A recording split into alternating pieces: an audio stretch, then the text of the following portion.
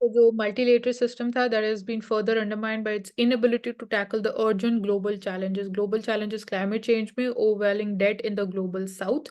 So इसको भी multilateral जो systems अभी currently जो उनका system है, जो infrastructure है and the way they function, that has not been able to solve these two challenges. Western dominated institutions like WTO की हम बात करें या यूनाइटेड नेशंस की अगर हम बात करें, तो veto power that is actually misused for furthering their personal interest. So we are talking about even the reforms in the multilateral institutions and ability to use the SWIFT international payment system and cap the price of its oil export. तो जो Russia के ऊपर sanctions लगाए गए थे, यहाँ पे इनकी बात हो रही है. Second, America's role in the ongoing war between the Israel and Hamas, it is for many countries, exposed the hollowness of the West stand commitment to upholding the basic human rights and their inconsistent compliance with the international law. This is another problem, and humanitarian crisis की बात कर रहे हैं, violation of human rights. So all these things have called into question the effectiveness and the legitimacy of the Western-led international order and risk accelerating the ongoing transition from unipolar to a multipolar global economy.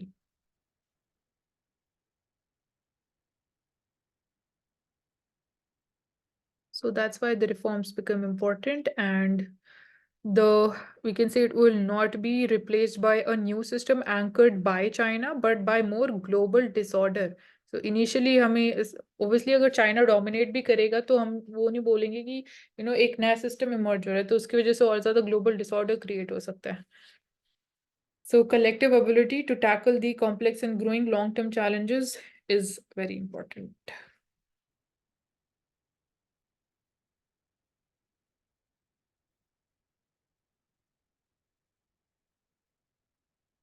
So what are the challenges and prospects for data economy? So in the coming years, it would centrally depend upon how rapidly we increase internet coverage, kitty speed se increase hogi. For this, we have again the BharatNet program also.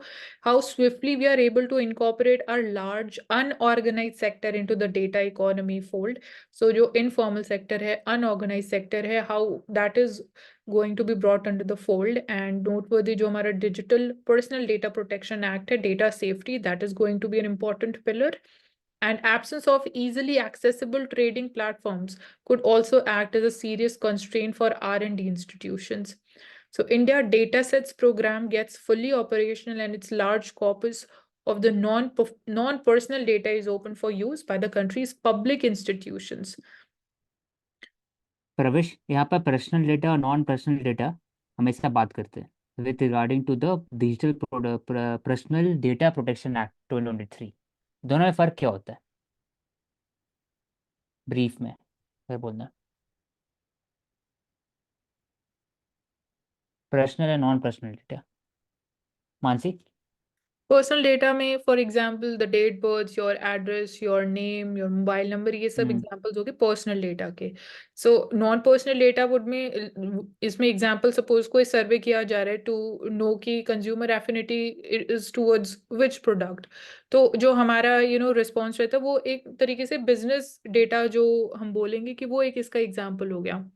Cast सर्वे हो गया, six सर्वे हो गया, उसके बाद फिर regional सर्वे हो गया. सर्वे जो किया जाता है उसका फिर पूछा जाता है, क्वेश्चनर हो गया, वो सब नॉन पर्सनल डेटा हो गया, हाँ आपसे मतलब रिलेशन नहीं है. पर्टिकुलर हाँ. थीम के ऊपर जो बेस सर्वे हो गया वो नॉन पर्सनल डेटा का एग्जाम्पल हो गया.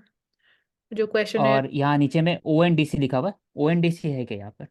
ओपन नेटवर्क फॉर लास्ट में अगर digital commerce promises the emergency e commerce revolution के लिए specifically open network for digital commerce promise rich reservoir the data on consumer preferences. ये उसी चीज की बात हो रही है जो अभी हम नॉन पर्सनल डेटा की बात करते हैं ना, थीम बेस्ड क्वेश्चनर्स और सर्वेज किए जाते हैं. सो ओपन नेटवर्क और डिजिटल कॉमर्स के लिए, सो ये ई कॉमर्स इंडस्ट्री के लिए काफ़ी हेल्पफुल रहेगा. So for the strengthened scenario is the not so widely advertised fact that India is currently ranked as 13th largest data center market in the world. So India can also act as a data center. So इस तरीके से भी जो even foreign businesses India में FDI लेके आ रहे हैं, investments कर रहे हैं, जो इवन इंडिजिनस बिजनेसेस हैं, उनके लिए ये डेटा सबसे ज़्यादा इंपॉर्टेंट रहेगा, क्योंकि अकॉर्डिंगली जो उनके बिजनेस डिसीजंस हैं वो अकॉर्डिंगली इसके अकॉर्डिंगली शेप किए जाएंगे या वो लेंगे, बिकॉज जो कंज्यूमर सेंटिमेंट है, प्रेफरेंसेस है, वो उन लोगों को इस डेटा के थ्रू पता लगती है।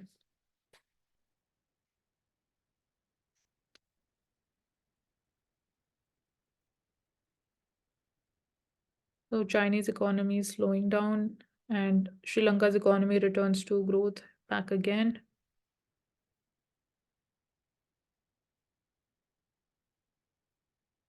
वहां से आम भाषा के अंदर इंटरेस्ट रेट और यील्ड्स का आप जो लिंकेज या मैकेनिज्म होता है वो एक्सप्लेन करेंगे, बिल्कुल लेमैन अप्रोच में। हाँ, मतलब तो बॉन्ड इंटरेस्ट रेट बढ़े। ओके, सो बॉन्ड यील्ड्स की बात होती है, जो गवर्नमेंट सिक्योरिटीज हैं, जो बॉन्ड्स है, गवर्नमेंट सिक्योरिटीज एक एग्जांपल है बॉन्ड्स का। सो उस पे जो आपको रिटर्न मिलता है उसको हम यील्ड बोलते हैं। प्लस इंटरेस्ट रेट हो गया, interest rate as a like आपको जो रीपेमेंट भी करनी पड़ती है on the loans, and interest income भी हम बोलते हैं, तो वो रिटर्न भी हो सकती है प्लस आपका लाइबिलिटी का पार्ट भी हो सकता है इंटरेस्ट।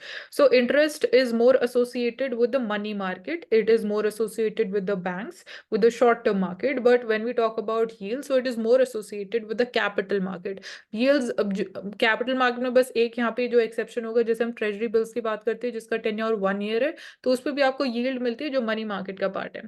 सो एक ये बेसिक डिफरेंस हो जाता है। सो यहाँ पे जो बॉन्ड यील्ड इन्वर्जन की हम बात करते हैं, उससे हमें यही पता लगता है कि जो लॉन्ग टेन्योर बॉन्ड्स हैं, जो गवर्नमेंट सिक्योरिटीज हैं, उनकी यील्ड कम हो रही है compare to the short tenure securities. So normal situation में इसका ऑपोजिट होता है, तो वो एक इंडिकेटर होता है कि रिस्क इज मोर इंक्रीजिंग, या लोग गवर्नमेंट बॉन्ड्स में इन्वेस्ट करना ज्यादा प्रेफर कर रहे हैं। तो उसी टाइम पीरियड पे जो शॉर्ट टर्म बॉन्ड्स हैं उनका वी कैन से कि यील्ड इंक्रीज हो जाता है। So that is not a good indicator actually. Mansi, मैंने आपसे ये पूछा था कि यील्ड और इंटरेस्ट रेट का रिलेशन क्या होता है। वो तो मुझे भी पता है, बॉन्ड कैसे होते हैं, गवर्नमेंट होते हैं, प्राइवेट होते हैं। बॉन्ड और और बॉन्ड इंटरेस्ट प्राइवेट का क्या रिलेशन, सरकारी। में कोई रिलेशन नहीं होता है अकॉर्डिंग टू मी, वो डायरेक्टली लिंक्ड नहीं है एक दूसरे से, यील्ड्स और इंटरेस्ट रेट। चलो ठीक है, थैंक यू। नहीं, आपको पता है लिंकेज तो आप बता दो, कब कौन सी लिंकेज की बात कर रहे हैं, we can be more clear on that. मैं आपसे सिर्फ ये पूछना चाह रहा था कि जब इंटरेस्ट रेट अगर घटता है बढ़ता है तो हम्म। उससे यील्ड क्या बढ़ते हैं, वो रिलेशन मैं आपसे पूछना था। नहीं, उसका डायरेक्ट रिलेशन नहीं है। हम्म।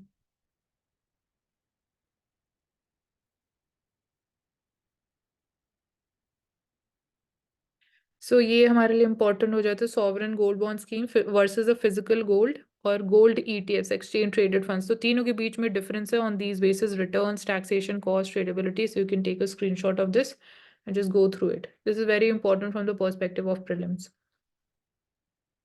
So I think we are done. We can take up the Hindi newspaper.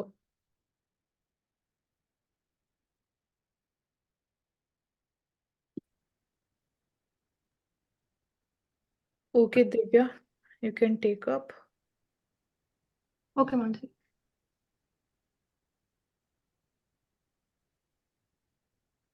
ले लो ये आर्टिकल। 8 साल की सुनवाई के बाद फैसला आया, देख सकते हैं कि 25 साल की उम्र कैद और 10 लाख रुपए का जुर्माना मिला है।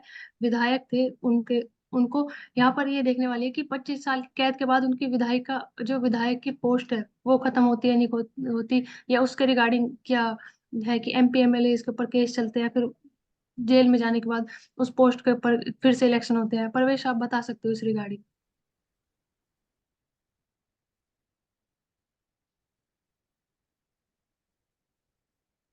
महिला न्यायिका अधिकारी का जिला जज, ये वाला डिस्कस कर चुके हैं Mansi already. Okay. Which one?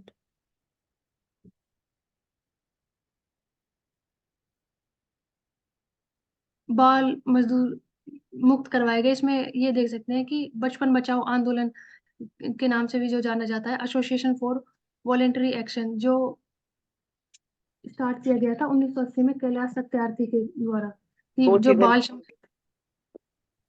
यहाँ पर, एक तो जो पिछली बार जब हमने डिस्कस किया था तो औशिक ने बताया था कमीशन फॉर चाइल्ड वेलफेयर, तो जुवेनाइल जस्टिस एक्ट 2015 के सेक्शन 14 के अंदर वो होता है। दूसरा क्या होता है, डिपार्टमेंट ऑफ सोशल वेलफेयर होता है।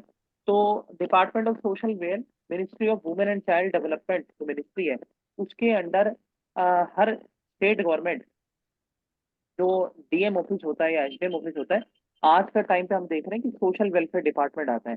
तो उसमें विडो पेंशन, ऑर्फन पेंशन, उसके बाद लेबर रिलेशन जितने मैटर होते हैं, उसके बाद जो ग्रीवेंस रिड्रेसल करना होता है, बच्चे छुड़ाने होते हैं, या फिर जो सेक्सुअल एक्टिविटीज को पकड़ना होता है, दारू की शराबें होती हैं उनको बंद करवाना होता है, तो इसके लिए एक पर्टिकुलर डिपार्टमेंट होता है, सोशल वेलफेयर डिपार्टमेंट और लेबर डिपार्टमेंट।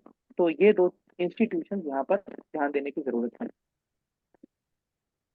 और इम्पोर्टेंट एक्ट हो गया बॉन्डेड लेबर सिस्टम एक्ट 1976, और आर्टिकल 23 में भी आर्टिकल लिखा हुआ है। हाँ 23 प्रोहिबिशन ऑफ कि चाइल्ड लेबर। हाँ हाँ हाँ, ठीक है। तो ये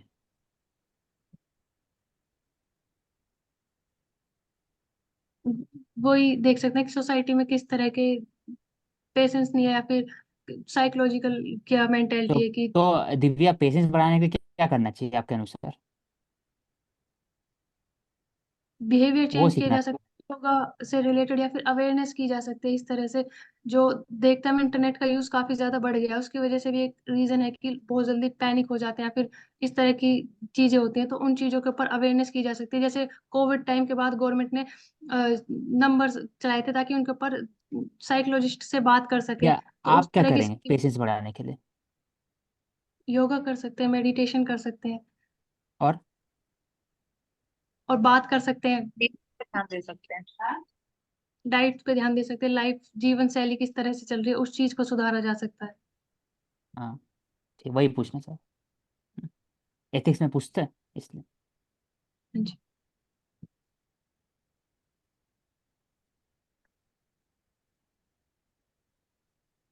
ऊर्जा क्षेत्र में बढ़ते कदम, ऊर्जा को बढ़ाने के लिए 5 साल की स्कीम लाई गई है कि जिसके अंदर जो रिन्यूएबल एनर्जी है उसको 500 गीगावाट तक बढ़ाने का लक्ष्य रखा गया है।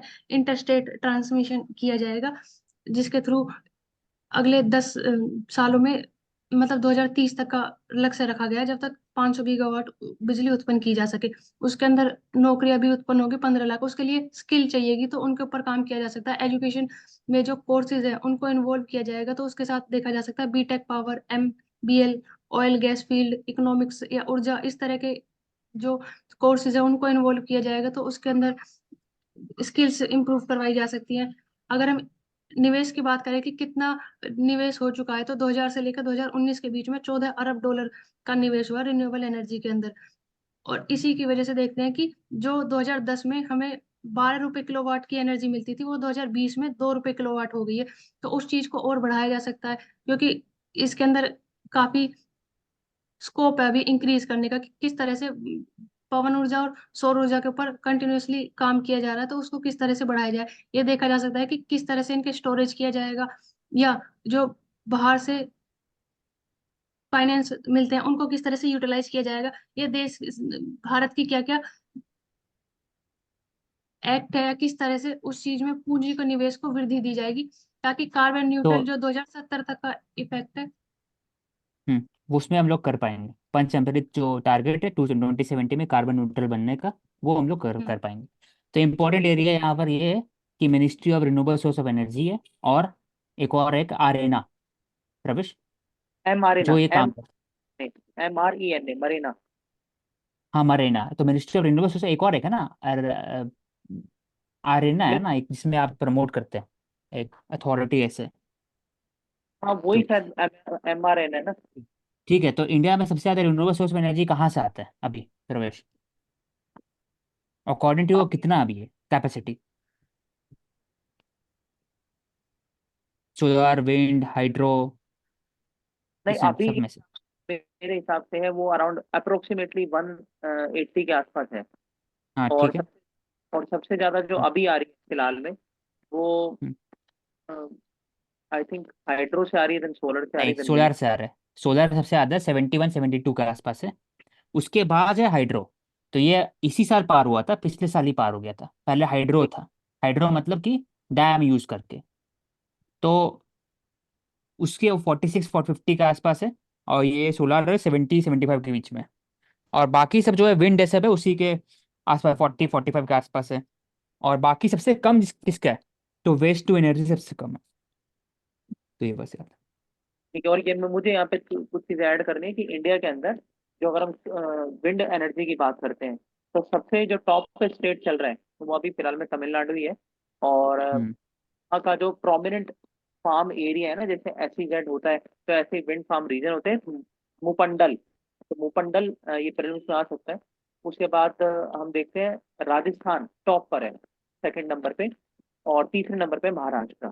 तो जैसलमेर जो हमारा डिस्ट्रिक्ट है वेस्टर्न राजस्थान के अंदर, वहां पर डेजर्ट नेशनल पार्क भी है वहां पर। तो इस तरीके से जैसलमेर विंड पार्क है। और सबसे ज्यादा जो तमिलनाडु वाला है उसकी 1500 मेगावाट कैपेसिटी है। तो टोटल 10 हमारे यहाँ पर लार्जेस्ट विंड पावर प्लांट्स हैं इंडिया के अंदर। ठीक है।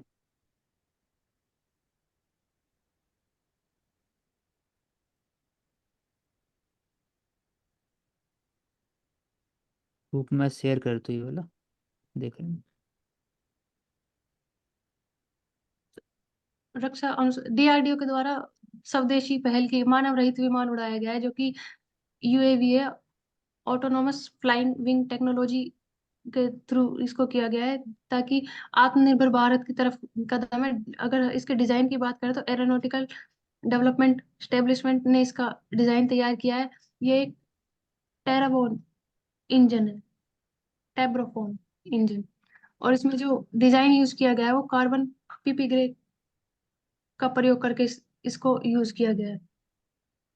इसको कर्नाटक के तो चित्रदुर्ग स्थल पर ट्राई किया गया है। ये हाँ सोशल। मानव, हाँ इसमें बात है कि एक तो इंडिया टर्बो फैन इंजन है एक तरह से। हम्म। हाँ वो बात है। कार्बन कार्बन प्रीपेग प्रीप्रेग, ये देखना पड़ेगा क्या है। पर कार्बन का यूज क्यों किया जाता है जनरली ये सब में, प्रवेश? ऐसा क्या है लाइट कार्बन में? हाँ लाइट ठीक बन। है। लाइट और स्ट्रेंथेबल, स्ट्रेंथ बढ़ाने के लिए। तो हाँ, हर जगह देखते हैं ना कार्बन का नैनो मटेरियल यूज किया जाता है, तो हर जगह यूज होता है। तो यूपीएससी में पूछता है प्रीलिम्स में अभी, तो यूज कर सकते हैं। कार्बन बॉन्ड स्ट्रॉन्ग होता है। मुझे मुझे आपसे एक क्वेश्चन पूछना है, मतलब सबसे ही पूछना है। भाई निलंबित सांसद जो है वो, जो हमारी पार्लियामेंट है उसके परिसर में आंदोलन कर रहे हैं, तो आप इस चीज से क्या निष्कर्ष निकालते हैं? मतलब आप क्या समझ पा रहे हैं, ये हो क्या रहा है? वो कर सकते हैं नहीं, वो मैं कह नहीं रहा कि उनका। कर सकते हैं। हाँ हाँ। आम जो हिंदुस्तानी नागरिक है, वो क्या इस चीज से उसके ऊपर प्रभाव आ रहा है? उसको एक अवेयरनेस होगा कि क्या क्या प्रोसीजर ऑफ लोकसभा है, रूल्स क्या है। और लाइन में फिर तो पार्लियामेंट है उसकी जो फंक्शनिंग है उसमें अलग अलग हम्म, तरीके से दिक्कतें आ रही है, वो आम आदमी को, एक नागरिक को समझ में आ रहा है कि कभी निलंबित हो रहे हैं सेशन, कभी एडजर्नमेंट सेंड आई हो जा रहा है, कभी स्पीकर के ऊपर बुक फाड़ी जा रही है, कभी कुर्सियां हम्म, उछाली जा रही है। तो पार्लियामेंट की हाँ। फंक्शनिंग पे बहुत बड़ा सवाल उठता दिख रहा है। तो अभी क्या कर सकते हैं? वैसे तो डायरेक्टली नहीं बोल सकते सवाल उठ रहा है, मतलब बोल सकते हैं कि जनता जो है अवेयर ज्यादा हो जा रही एक ऐसे पार्लियामेंट्री फंक्शन के हिसाब से। मतलब ऐसा सवाल तो डायरेक्टली नहीं बोल सकते एग्जैक्टली, लेकिन वो बोल सकते हो कि पहले तो आता भी नहीं था ना ये सब, अब कम से कम लोग अवेयर भी हो रहे हैं, तो वो बोल सकते हैं। ठीक। इस संसद के अंदर जो अटैक हुआ उसके लिए क्या कोर्ट ने बोला है कि आरोपी अराजकता फैलाकर अपनी बातें मनवाना चाहते थे। उस रिगार्डिंग है कि उन्होंने कहा है कि जिस तरह से 1929 में भगत सिंह ने असेंबली में बम फेंका था और वो अपनी बात मनवाना चाहते थे, उसी तरह की घटना की गई। पर कोर्ट का कहना है कि 13 दिसंबर को ही इस घटना को किया गया है। तो उस रिगार्डिंग है कि इस तरह से मांगे नहीं मंगवाई जा सकती जिस तरह से वो अराजकता फैला रहे हैं। तो उसके पर उनके पास हाँ पर्चे। तो उस समय तो ब्रिटिश थे ना, तो उन्होंने एक अनरीजनेबल यूज किया था अपना पावर को। लेकिन अभी हमारा डेमोक्रेटिक प्रोसेस चलेगा और फिर with in the boundary of the constitution उन पे जो भी लगना होगा वो लगेगा। और जेल का सजा मिल सकता है लॉन्ग टर्म के लिए, लेकिन अनरीजनेबल नहीं रहेगा, बाउंड्री के अंदर में रहेगा। तो ये सही तरीका नहीं है आपको बात मनवाने के लिए। हम एज एन एडमिन देख सकते हैं तो इसमें इंटेलिजेंस ब्रीच का सबसे बड़ा मुद्दा है कि किस तरीके से वो पहुंच गए वहां तक। और जैसा कि हमने अभी देखा कि ऐसे CTX टाइप ऑफ टेक्नोलॉजी आनी चाहिए जो जूते के अंदर भी अगर कुछ छुपा हुआ है तो उसको भी स्क्रीनिंग हो जाए उसकी। तो और R&D होनी चाहिए उसके अंदर, और डिफेंस टेक्नोलॉजिकल इक्विपमेंट ऐसे सिक्योरिटाइज एरियाज में लगनी चाहिए। जो हमारी फोर्सेस हैं उनका इंटेलिजेंस और ज्यादा रोबस्ट होना चाहिए। तो और अभी है भी, बस उसको थोड़ा और सजगता से करें। और जो ये मैटर है इसका तो अभी पुलिस इन्वेस्टिगेशन करेगी, तो अभी रिमांड पर है 3 लड़कों को, देखते क्या निकलता अदालतों में 5 करोड़ से अधिक केस लंबित। ठीक है, पता है, एग्जैक्ट डेटा हो गए 80,000 केसेस खड़ा हो गया सुप्रीम कोर्ट सुप्रीम कोर्ट में। ठीक। 4.5 लाख के आसपास।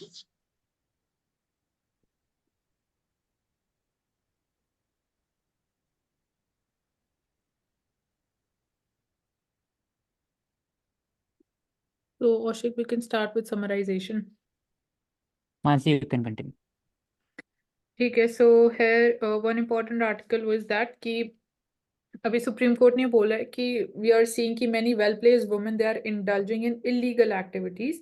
सो उन्होंने बोला कि जो benefit of benevolent provision exist करता था, उनको बेल प्रोविजंस में रिलैक्सेशन दी जाती थी, तो ये अब हर केस में जिसमें फीमेल इन्वॉल्व है उसमें यूनिवर्सली या जनरली एप्लीकेबल नहीं होगा। It is going to vary from case to case basis.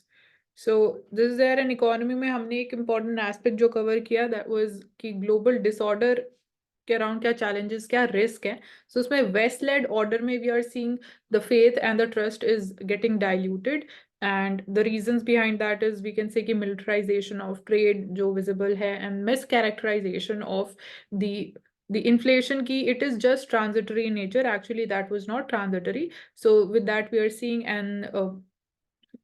apart from this, when we are seeing कि multilateral institutions जो हैं उसमें west led institutions है, so the faith is declining because of that reason also, the way they are functioning. So that's all from my side for the day.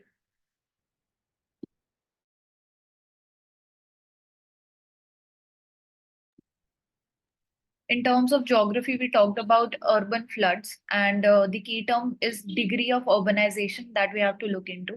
Then we talked about the largest share of renewable energy that comes from solar energy and then from hydro energy. We talked about Neanderthals, कि वो extinct human species थे from Ice Age and Europe and Asia में रहते थे. How they different from humans, उनका मतलब अगर structure की बात करें तो जो skull है वो longer होता था, body structure ज़्यादा muscular होता था, and जो teeth का size था वो larger था the present human beings. उसके बाद the places in news we talked about is Duqm Port in Oman, and 1400 kilometer undersea gas pipeline lay down की जाएगी ओमान एंड इंडिया के बीच में. Then regarding the diamond capital of the world, Antwerp in Belgium. That is all from geography perspective. In polity की term थी fiscal feudal, financial discipline और principle of natural justice. इसमें हमने discuss किया था MLA लेड फंडिंग जो कि raise की गई है 4 करोड़ से 7 करोड़ तक। ये नॉन लैप्सेबल फंड है, एवरी ईयर अलोकेट किया जाता है।